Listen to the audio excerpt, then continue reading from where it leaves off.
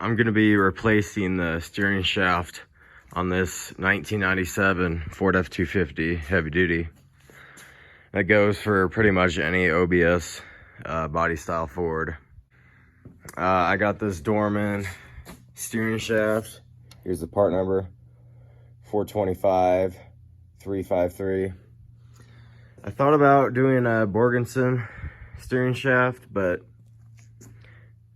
this truck is on a lot of washboards and rough roads and sees a lot of vibration, and they look like a nice high quality steering shaft, but it almost seems like there's too many set screws for me, that I feel like those set screws would loosen up, and then yeah, I don't want the steering shaft falling apart.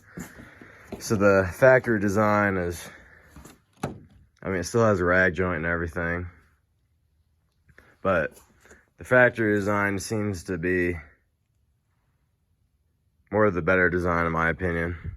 So got this shaft instead of the Borgenson. But anyway, this shaft in it right now is pretty loose. You can feel it and you can hear it too. The chime's gonna be kind of annoying here, but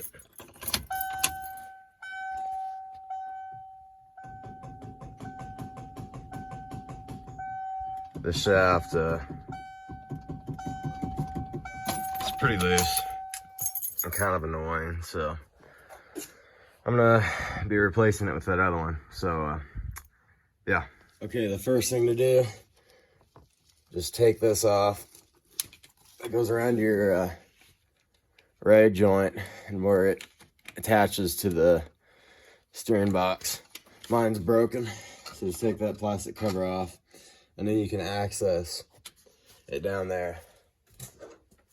So then 13 millimeter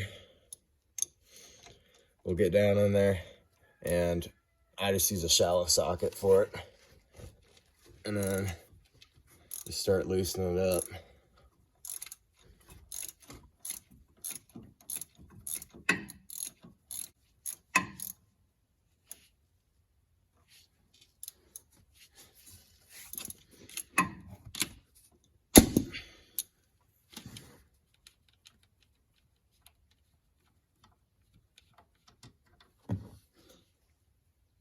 And go ahead and take the bolt fully out here.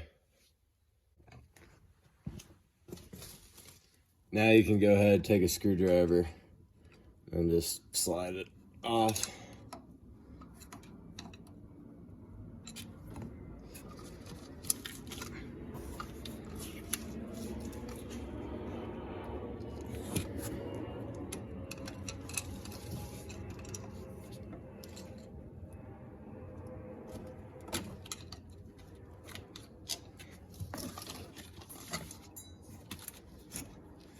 All right, now it's off the box, steering box, which is a redhead steering box. I put that in there, by the way. It helps out quite a bit. I like it. Wasn't that bad of a job to do. But anyway, back to the shaft. Next thing is right here. You can either remove it up here at this universal joint, but I'm just gonna take that bolt out right there, and that should be another 13 millimeter.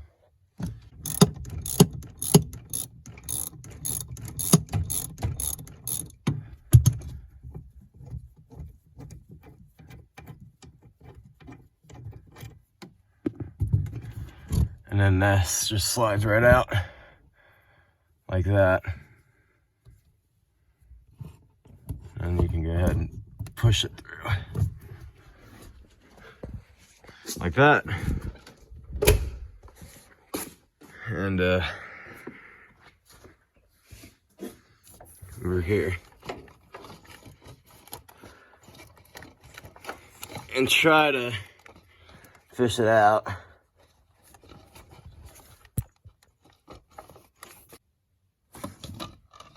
And just snake it out here like that. And there's the the old shaft. Here's the old shaft and here's the new shaft. You can see when you pull it out further, it doesn't have as much play, but when it was pushed in for the size to go between the box and the column, it was about like this, so you can see that. Decently loose, and it'd be nice to not have play in it. So here's a new shaft, a little bit different design. This is squished all the way down. This is round, so when you push it all the way in, it's really loose. So I don't know about that design. That design's kind of weird, but yep. Now just time to install this new shaft. So when putting this back in, you want to make sure you have the bolt on the driver's side, and then this little notch faces the driver's side. And then the tricky part of trying to fish it back up through there. So I'll get back as soon as I get it up in there. The steering shaft is finally down there. It's pretty tight getting it in here. As you can see, there is a lot blocking it, and it's way down in there.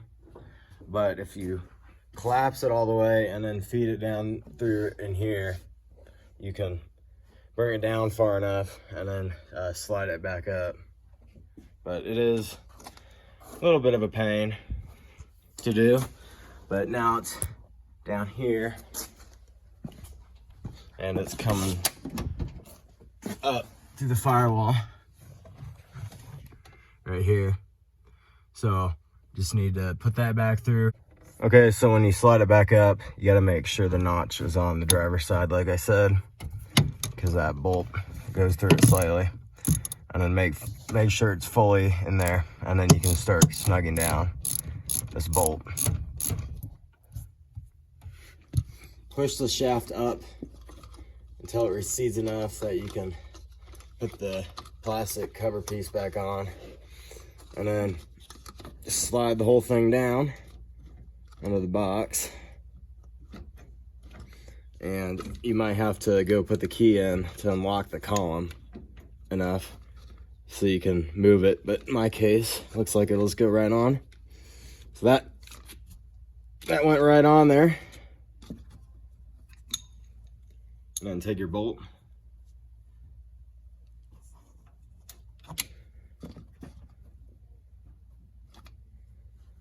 and start throwing it back in.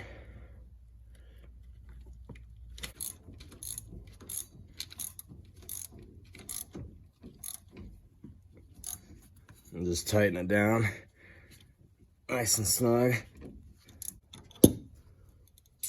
And then just reinstall cover like so. All right, there's the new shaft sitting in there. And see if there's any more clunk.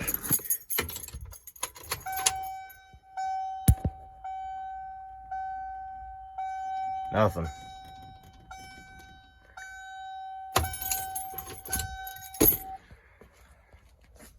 But yeah, basically just these two bolts, nothing too hard, and take the old one out and put the new one in.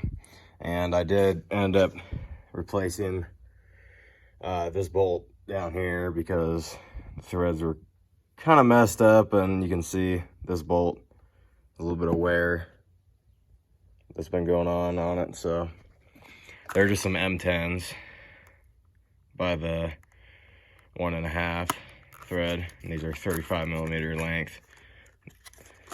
Pretty much exact replacement, just a little bit bigger of a flange on the head. But it's these bolts, and you can use Loctite, blue Loctite if you want. But yeah, not hard at all, just a quick little job, and I figured I'd video it.